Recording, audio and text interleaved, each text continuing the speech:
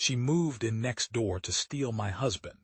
She didn't realize I was the one who bought her the front row seat to This her is for own your funeral. life! Stop! You're crazy! On today's episode of The Wander's Tales, we dive where quiet courage prevails. Hidden truths and hearts so bold, stories of fear left untold. If this calls to you, don't delay, subscribe, tap the bell, and stay with us. Thank you. The humidity of Lagos usually stayed outside the reinforced glass of the Eco-Atlantic towers, but the moment Abena saw the moving trucks parked in the unit directly adjacent to theirs, a different kind of heat began to crawl up his spine. He stood in his living room, a space curated by his wife Zainab to reflect minimalist opulence, clutching a glass of aged whiskey that suddenly felt too heavy for his hand. Through the sheer expanse of the floor-to-ceiling windows that separated their balconies by a mere 10 feet, he saw a woman he knew too well, Tega. She wasn't supposed to be here. She was supposed to be a secret kept in a serviced apartment in Lekki Phase 1, a ghost he visited when the silence of his marriage became too loud. Yet there she was, draped in a silk robe that left nothing to the imagination, directing movers with a playful flick of her wrist, her eyes locking onto his with a predatory glint that promised chaos. The audacity of the move was a physical blow, a calculated breach of the unspoken contract of their affair, and as she blew a mock kiss through the glass, Abena felt the foundations of his carefully constructed life begin to vibrate with the first tremors of an earthquake. Zainab entered the room then, the soft click of her designer heels on the marble sounding like the cocking of a pistol. She didn't look at the window immediately. Instead, she walked to the bar, her movements fluid and hauntingly calm, and poured herself a glass of sparkling water with a slice of lime. "We have a new neighbor, darling," she remarked, her voice a low, melodic hum that betrayed absolutely no suspicion. She finally turned to the glass, her gaze sweeping over Tega's silhouette as if she were inspecting a piece of flawed art. "She looks vibrant. It will be interesting to see what kind of energy she brings to the floor, don't you think?" Abena's heart hammered against his ribs, a frantic bird in a cage, as he searched his wife's face for a flicker of rage, a hint of the storm, but found only the placid surface of a deep, dark lake. The silence that followed was heavy with things unsaid, a thick shroud of tension that wrapped around the room, making the air feel thin. He realized then that the game had changed from a simple transgression to a siege, and as he watched Tega disappear into the depths of her new home, he knew that the glass between them wouldn't protect him. It would only serve to make his downfall visible to everyone. The following week was a slow descent into a fever dream where the boundary between Abena's professional life and his private obsession began to dissolve like salt in the rain. Every evening, instead of reviewing the quarterly reports for his tech firm, he found himself drawn to the shadows of his darkened living room, his eyes fixed on the lighted stage of the apartment next door.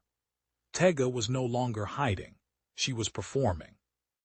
She would leave her curtains wide open, the amber glow of her designer lamps casting long, provocative shadows across her walls as she moved with a deliberate, languid grace.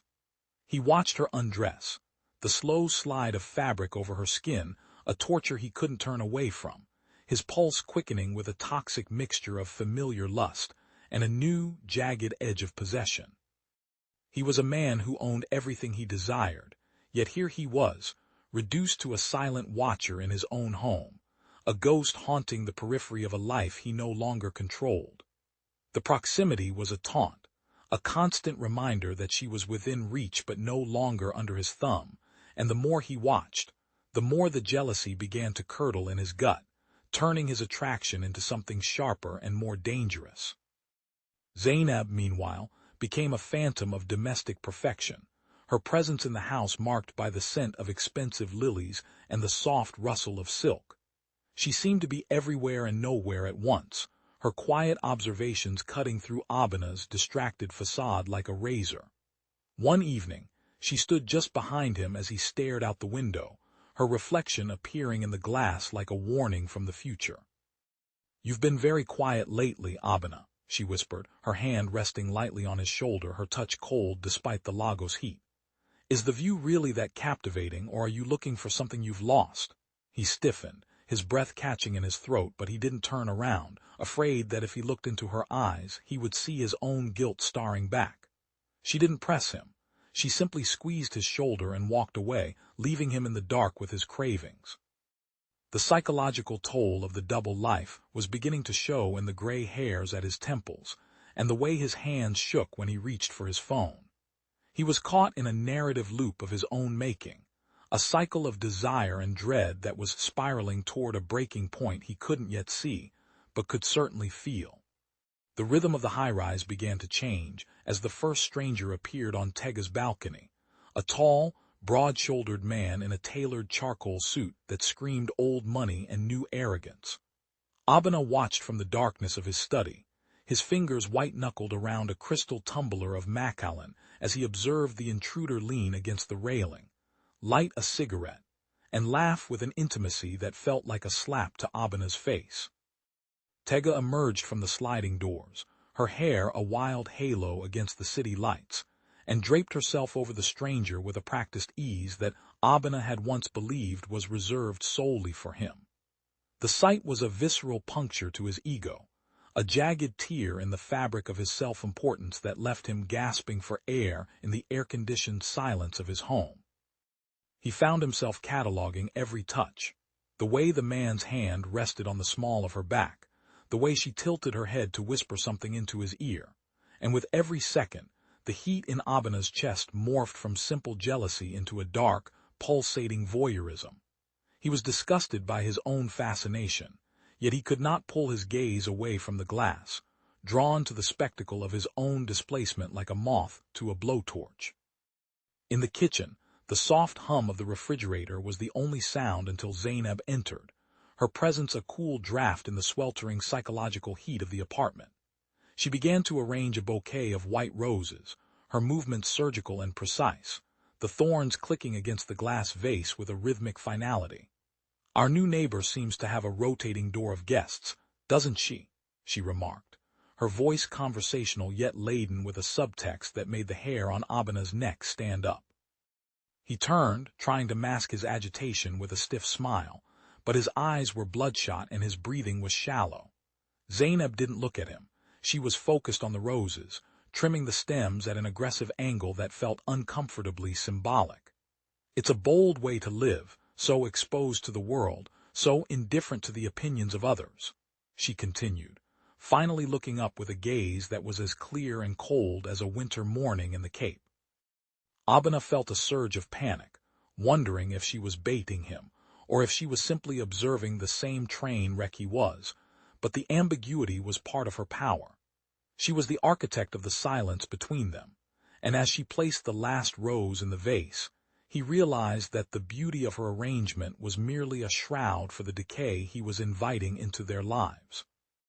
The psychological warfare escalated when an envelope, thick and cream-colored, appeared on their marble entryway table, addressed to both Mr. and Mrs. Okchukwu in Tega's unmistakable, looping script. It was an invitation to a housewarming cocktail party, a move so brazen it felt like a declaration of war disguised as social etiquette. Abena stared at the card for 20 minutes, his mind racing through a dozen excuses to decline, but Zainab picked it up with a faint, enigmatic smile that didn't reach her eyes. "It would be impolite not to welcome a neighbor, wouldn't it, Abena?" she said, her tone light but her grip on the card firm. She looked at him then, her eyes searching his for a flicker of weakness, and for a moment he felt as though she were reading the very map of his transgressions.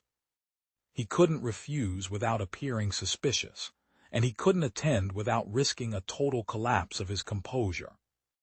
Yet the prospect of being inside Tega's apartment, seeing the space she had curated to haunt him, held a morbid, magnetic pull. He was being lured into a trap of his own design, a social theater where every word would be a landmine and every glance a potential confession. The night of the party arrived with a thunderstorm that turned the Lagos skyline into a strobe light of purple and gray, the rain lashing against the windows of the penthouse.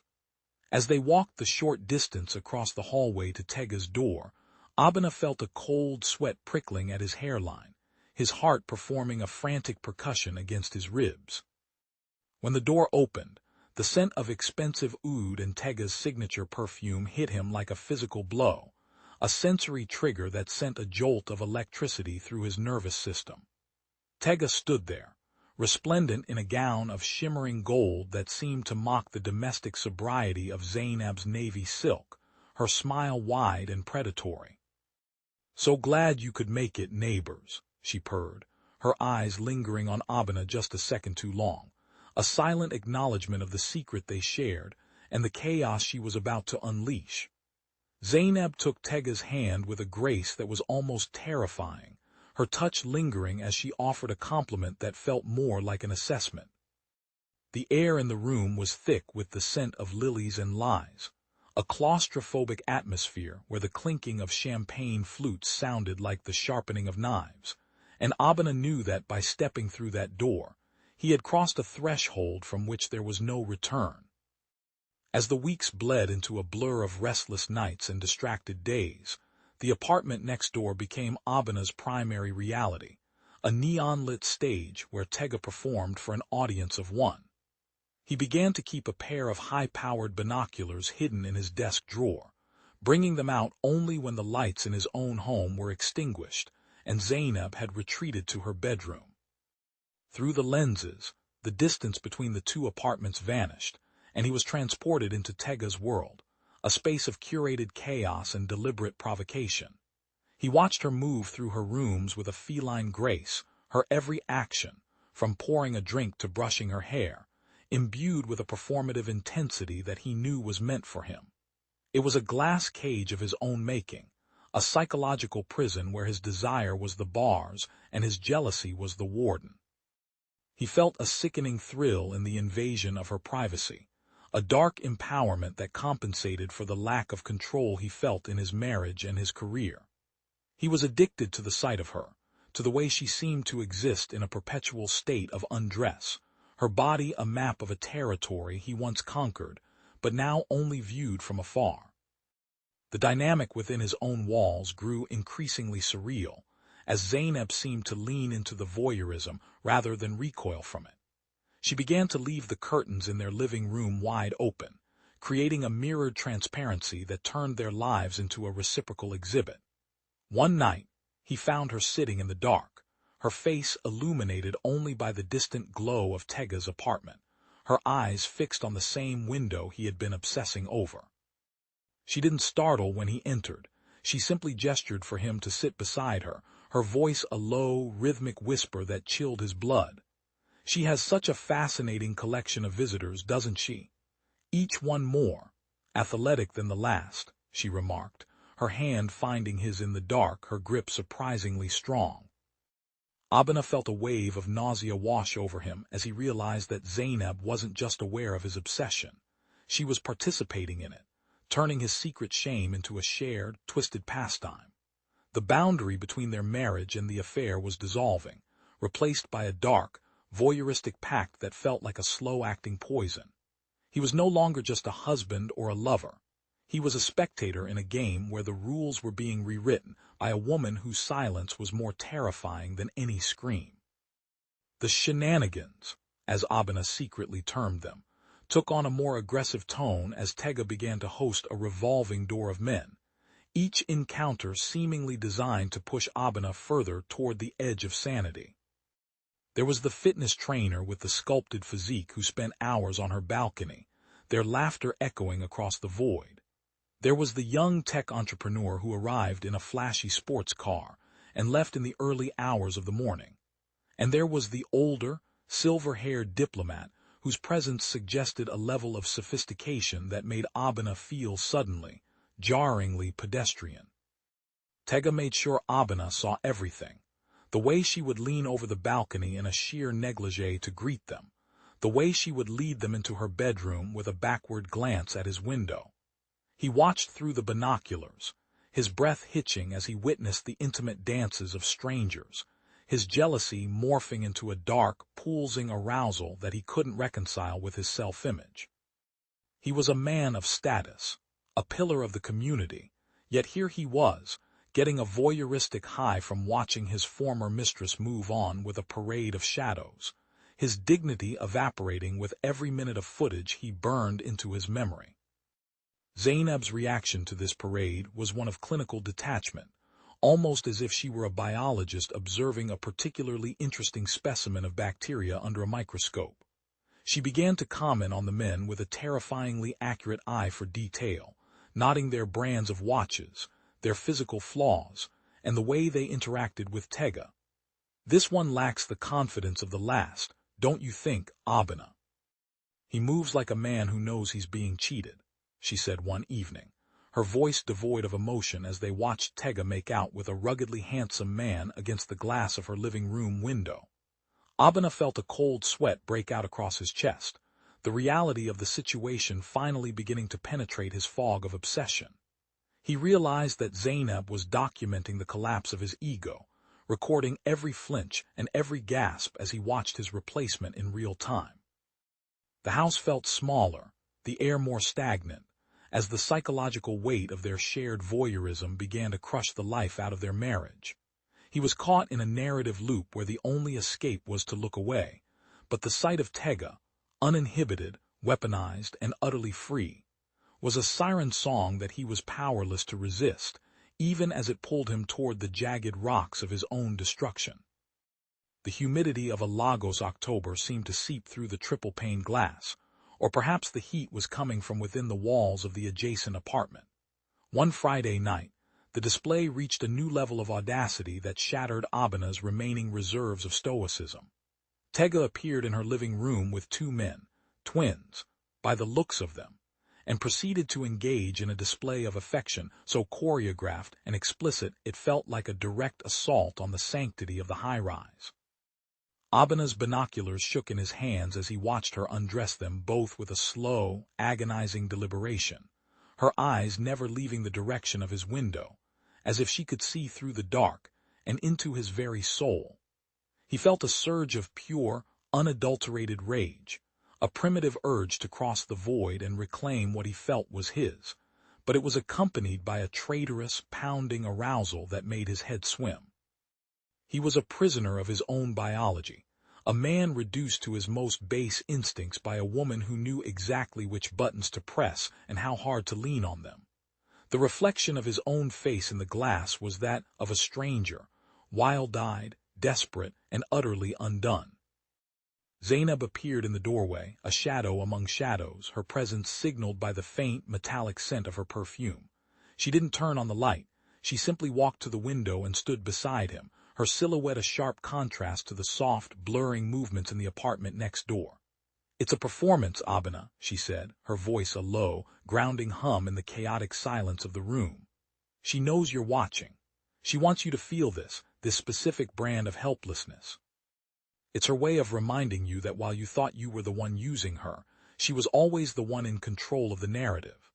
Abena wanted to argue, to claim that he was just observing a neighbor's indiscretion, but the words died in his throat as Zainab reached out and took the binoculars from his hands. She didn't put them down. She raised them to her own eyes and looked, her breathing remaining perfectly even as she watched the spectacle.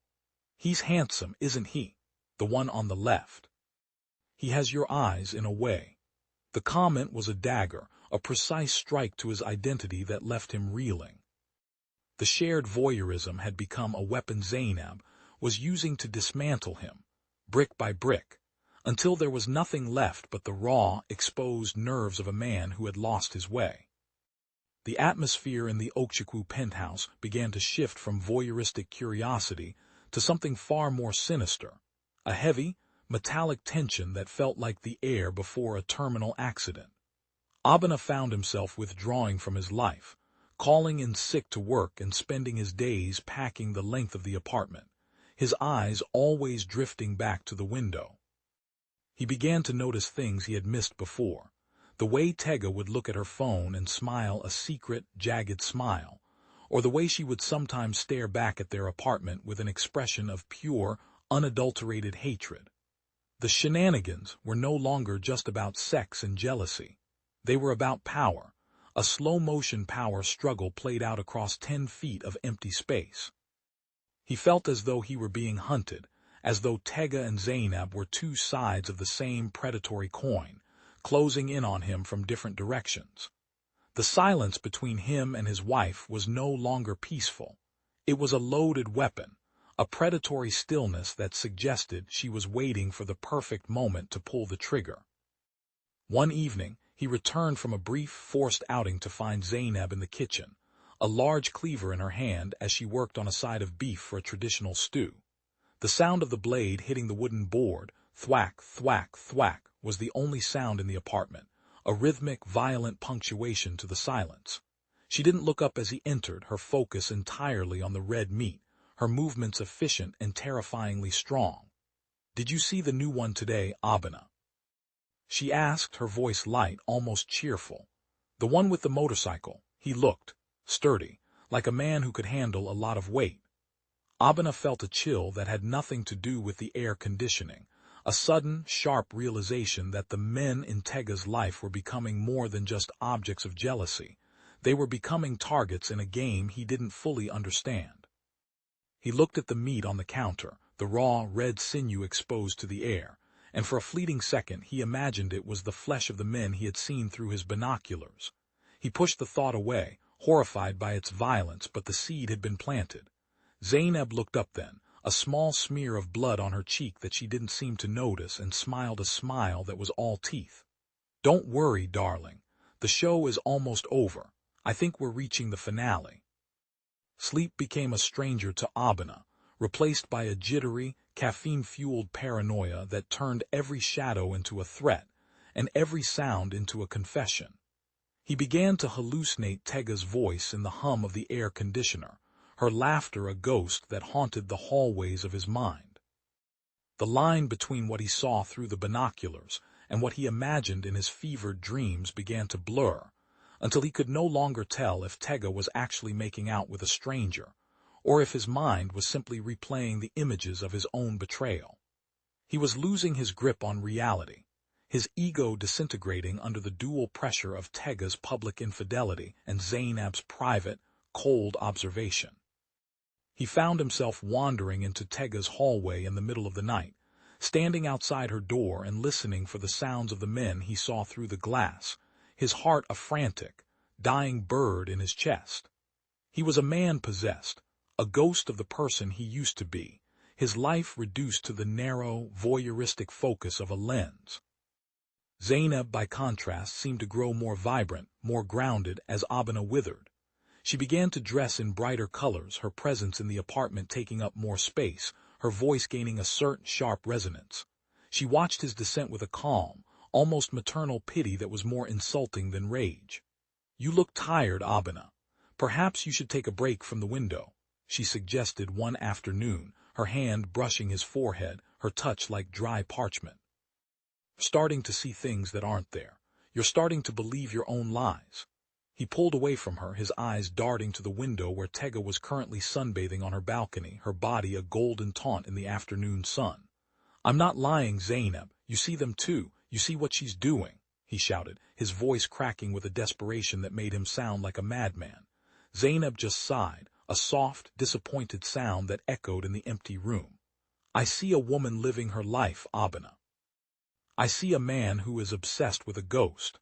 The only one creating a spectacle here is you."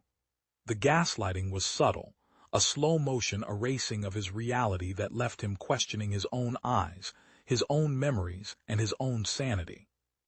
The shenanigans reached a fever pitch as Tega threw a party that seemed to involve half of the Lagos elite and a fair number of men who looked like they belonged in a back-alley fight club. The music was a low, thumping bass that vibrated through the floorboards of the View Penthouse, a rhythmic invasion of their domestic peace. Abena stood by the window, the binoculars forgotten on the floor, his eyes fixed on the chaotic movement next door. He saw Tega moving through the crowd like a queen, her laughter audible even through the glass, her hands always touching, always searching. He saw the men, the parade of shadows gathering around her, a pack of wolves circling a kill.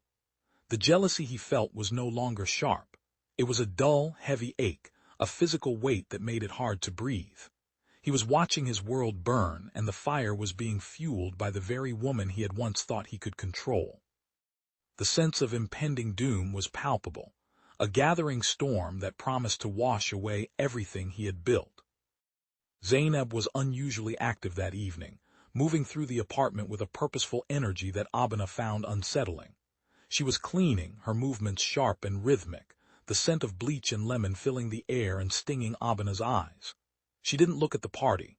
She seemed entirely focused on the task at hand, as if she were preparing the apartment for a guest or a crime scene. "It's going to be a long night, Abena," she said, her voice cutting through the thumping bass from next door. "A lot of people are going to make choices they can't take back. I hope you're ready for the consequences."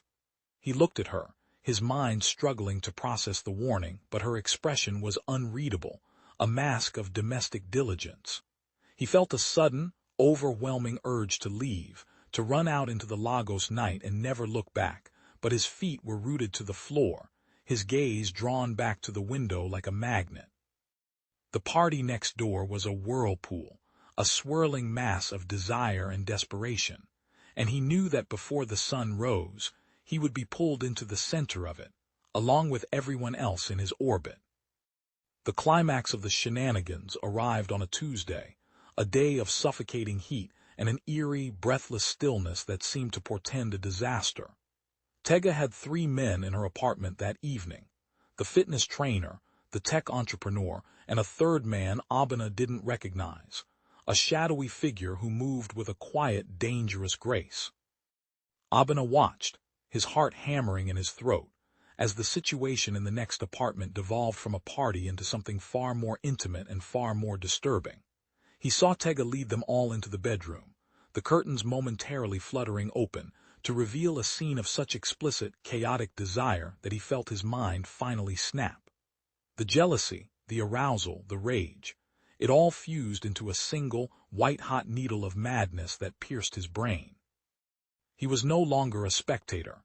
He was a participant in his own undoing, a man standing on the edge of a precipice, waiting for the final push. The air in his own apartment was freezing, the air conditioning working overtime to combat a heat that was purely psychological. Zainab was gone. He hadn't seen her for hours, her absence a cold void in the apartment that he was too distracted to fully investigate. He assumed she had gone to her room to escape the noise, but as the hours ticked by and the silence from her side of the house deepened, a new kind of dread began to take hold. He walked to her bedroom door and knocked, but there was no answer. He pushed it open to find the room empty, the bed perfectly made, the only sign of her presence the faint, metallic scent of her perfume hanging in the air. He felt a sudden, sharp pang of fear, a realization that the predator was no longer in the room with him.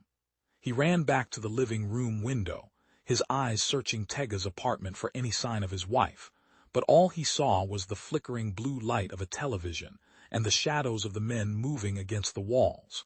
Then he saw it, a flash of navy silk in the hallway of Tega's apartment, a familiar silhouette moving with a quiet, lethal precision. His heart stopped as he realized that Zainab wasn't watching the show anymore. She was part of the cast. The transition from voyeurism to violence was silent, a shadow play of horror enacted behind the glass of Tega's penthouse. Abena watched, paralyzed by a mixture of shock and a sickening, hypnotic fascination, as the navy silk silhouette moved through the apartment next door. He saw the first man, the fitness trainer, stagger out of the bedroom, his hands clutching his throat, a dark, spreading stain blooming across his white shirt like a macabre flower.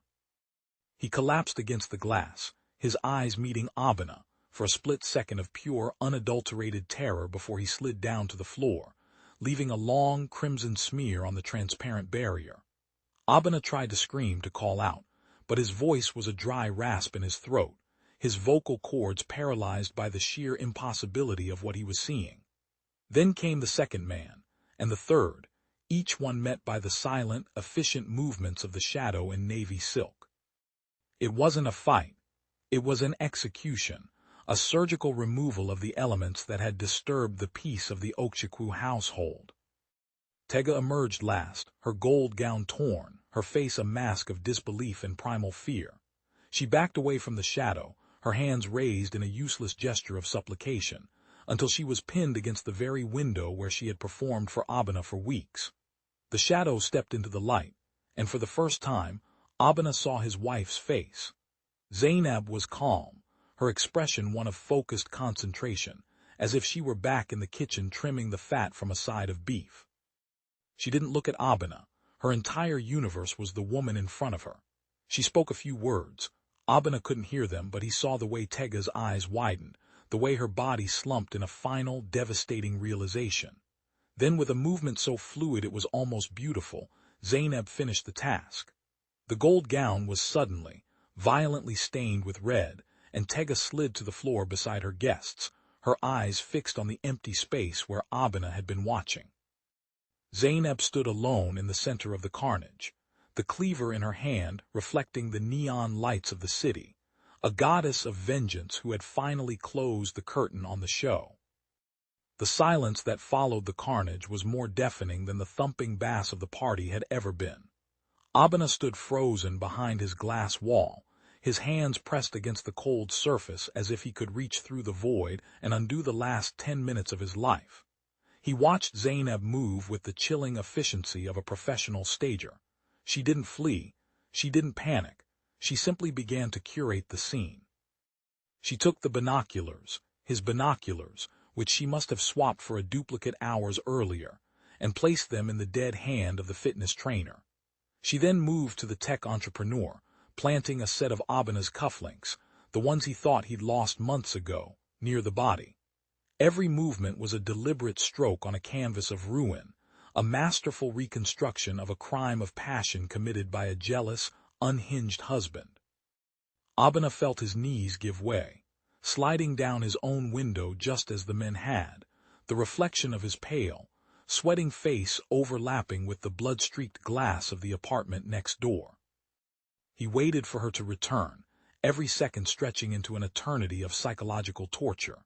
When the front door finally clicked open, he expected a monster, but Zainab walked in looking like a woman who had just finished a light evening stroll.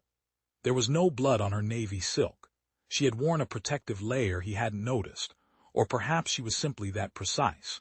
She walked straight to him, kneeling on the marble floor and tilting his chin up with a finger that felt like an icicle. "You always wanted to be part of her world, Abena," she whispered, her voice devoid of the rage he expected, replaced instead by a terrifying, hollow pity. "Now, you are the center of it. The police will be here in 20 minutes. I've already made the anonymous call reporting a domestic disturbance and shots fired." He tried to speak, to beg, to point out the impossibility of her plan, but she simply pressed a finger to his lips. "I've spent 10 years learning your rhythms, your secrets, and your weaknesses. Do you really think I'd leave a single thread loose? You watched her, but I watched you." The first wail of the sirens cutting through the Lagos night sounded like a funeral dirge for Abena's freedom. He sat on the floor of his living room, surrounded by the luxury he had worked his entire life to accumulate, and realized it had become his cage. Zainab had moved into action, discovering the horror next door and screaming with such convincing terror that for a moment Abena almost believed her. She ran into the hallway, her cries drawing out the other residents of the tower, her performance a masterclass in the role of the traumatized wife. She pointed toward their own apartment, towards him, her voice cracking as she told the arriving officers that her husband had been obsessed, that he had snapped after seeing the men entering Tega's home. The narrative she had spent weeks building, the voyeurism, the jealousy, the late-night packing, was now the official record. The police didn't see a successful businessman. They saw a man whose eyes were wild with the residue of a mental breakdown, a man caught in the spotlight of his own twisted desires. The arrest was a blur of rough hands and blinding flashlights.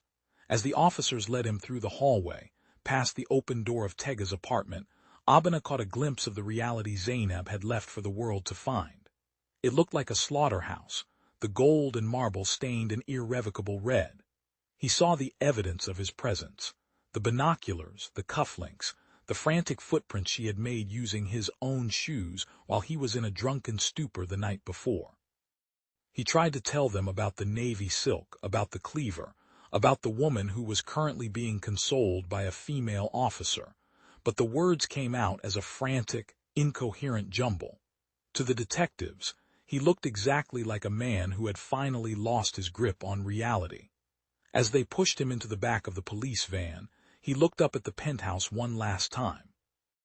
Zainab was standing on the balcony, her silhouette framed by the neon lights of the city, watching him go with the same detached curiosity she had shown when watching the parade of men.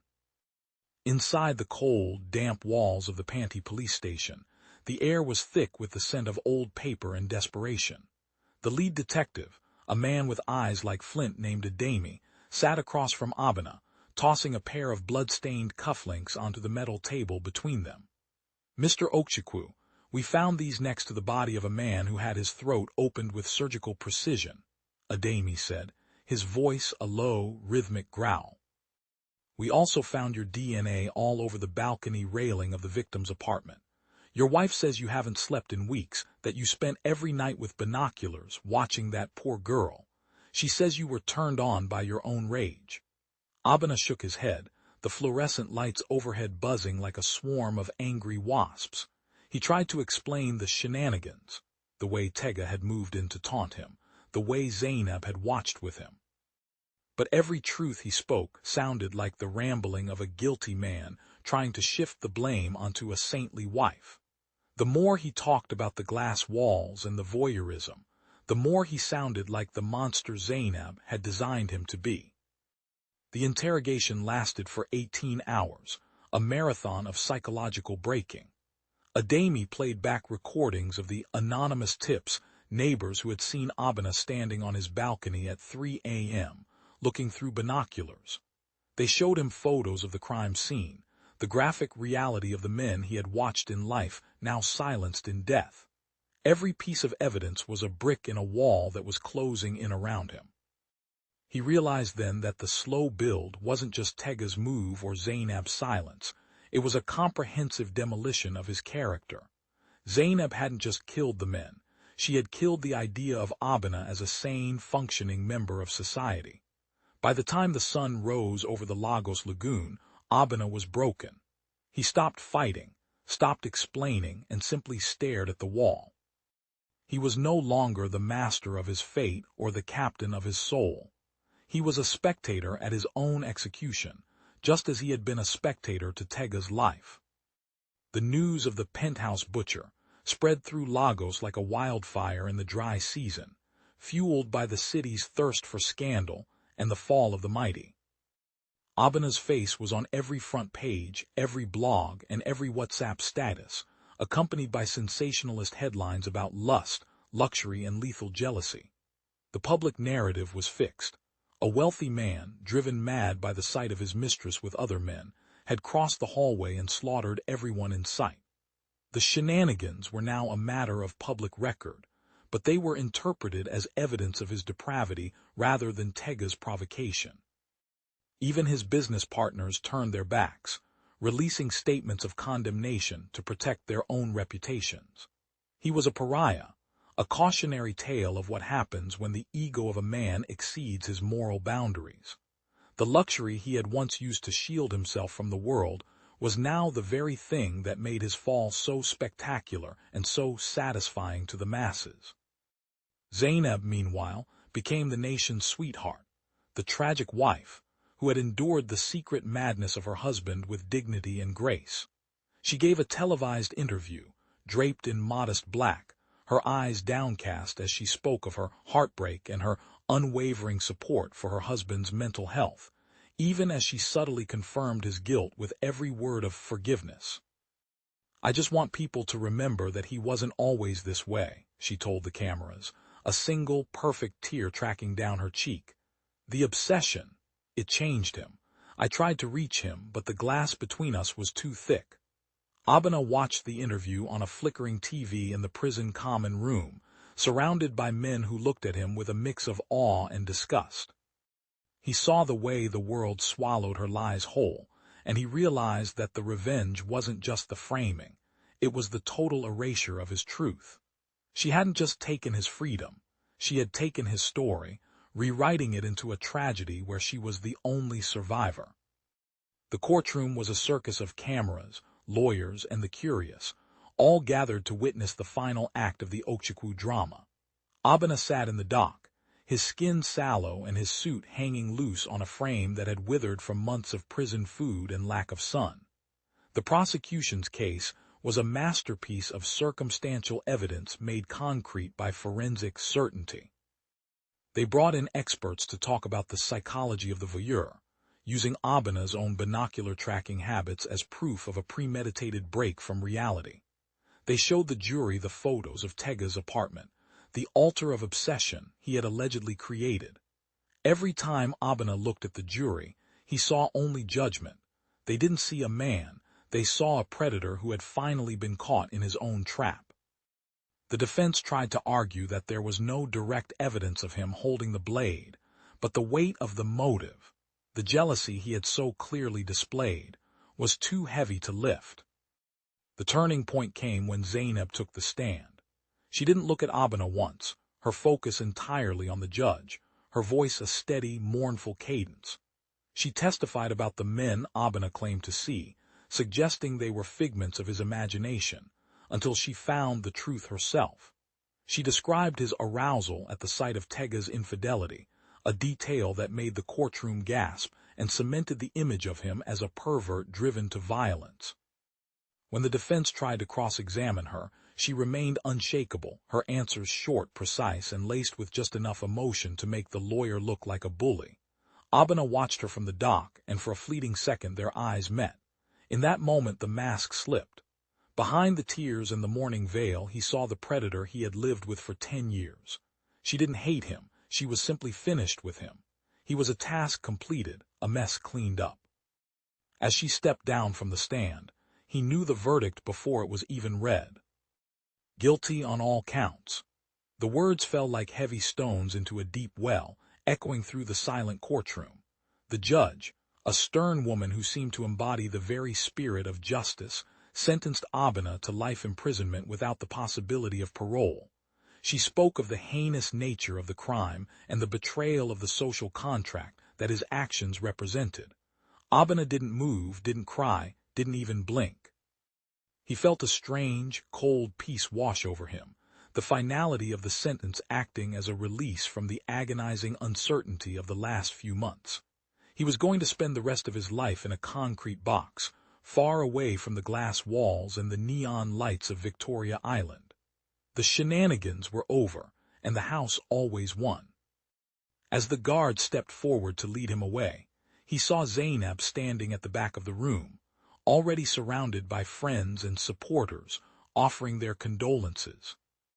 The transfer to the maximum security prison was a journey into a different kind of darkness. Gone were the sounds of the city, replaced by the clanging of iron gates and the rhythmic shouting of men who had long ago forgotten the sun. As Abena was led to his cell, a small, damp space with a single slit of a window high up on the wall, he realized the ultimate irony of his situation. He had spent months obsessively watching Tega through a window, and now his entire world was reduced to a view of a gray, unchanging sky. He sat on the thin mattress, the smell of bleach and despair filling his lungs, and closed his eyes. In the darkness of his mind, he could still see Tega on the balcony, her hair a halo of gold, and he could still see Zainab's navy silk disappearing into the shadows. He was the only one left to remember the truth, and in a world built on appearances, a truth that no one believes is just another kind of lie. Months into his sentence, Abena received a visitor he hadn't expected, the lawyer who had handled Zainab's divorce and the liquidation of their shared assets. The man sat behind the plexiglass, looking uncomfortable in the heat of the prison visiting room, and pushed a set of documents through the slot. Mrs. Okchukwu has completed the sale of the penthouse and all your remaining business interests, the lawyer said, his voice clipped and professional. As per the court's ruling on the civil damages to the victims' families, the majority of the funds have been dispersed. However, she has instructed me to ensure you have a small monthly allowance for commissary needs. Abena looked at the papers, but all he saw was the finality of his erasure. Zainab had stripped him of his wealth, his name, and his legacy, and she was doing it with a generosity that made her look like a saint even as she twisted the knife one last time. The lawyer leaned in closer, his voice dropping to a whisper. She also asked me to give you this. She said you'd understand. He slid a small, printed photograph through the slot. Abena picked it up, his breath catching in his throat. It was a photo of the view from a new apartment, not the penthouse, but a different, equally luxurious space in a different part of the world. In the reflection of the glass, he could see Zainab, looking younger, happier, and entirely at peace. But it was what was through the glass that stopped his heart. Across the way, in the adjacent building, was another floor-to-ceiling window, and standing there was a man, his back to the camera, looking through a pair of binoculars. It was a new game, a new shenanigans, a new cycle of desire and destruction. Zainab wasn't just living her life. She was repeating the pattern, a predator who had found a new hunting ground. Abena crumpled the photo in his fist, a silent scream building in his chest that would never find its way out. The final chapter of Abena's life was written in the dust and the heat of the prison yard. He became a man of few words, a shadow among the other lifers, known only for the way he would spend hours staring up at the small patch of sky visible through the barbed wire. He didn't think about Tega anymore. Her memory had faded into a blurred image of gold and red. He thought only of the glass, the way it could show you everything while protecting you from nothing. He realized that his entire life had been a series of reflections, a collection of images he had mistaken for reality. He had been so busy watching the show that he had failed to see the person who was pulling the strings. The revenge hadn't just been the framing or the prison sentence. It was the realization that he had never truly been the protagonist of his own story. He was just a prop in Zainab's masterpiece, a sacrificial lamb on the altar of her cold, calculated ambition. As the sun set over the prison walls, casting long, jagged shadows across the dirt, Abena felt a strange sense of completion. He had played his part to the end, and now the curtain was finally closing. In the far-off world of Victoria Island, a new tenant would be moving into the penthouse, and a new story would begin, but for Abena. The view was finally clear. There were no more windows to look through, no more secrets to uncover. There was only the silence, the heat, and the slow, inevitable fading of the light. He leaned his head against the cold concrete wall of his cell and closed his eyes for the last time, finally understanding that in the game of glass and blood, the only way to win is to never look at all. The revenge was brutal, not because of the death or the bars, but because it was so perfectly, beautifully invisible. In a city built on glass, the only thing more dangerous than a wandering eye is a wife with a plan. Abena thought he was watching a show. He didn't realize he was the star of a crime scene. If you think revenge is a dish best served cold, wait until you see what happens when the curtains finally close. Like, follow, and share for the next chapter of The View from the Penthouse.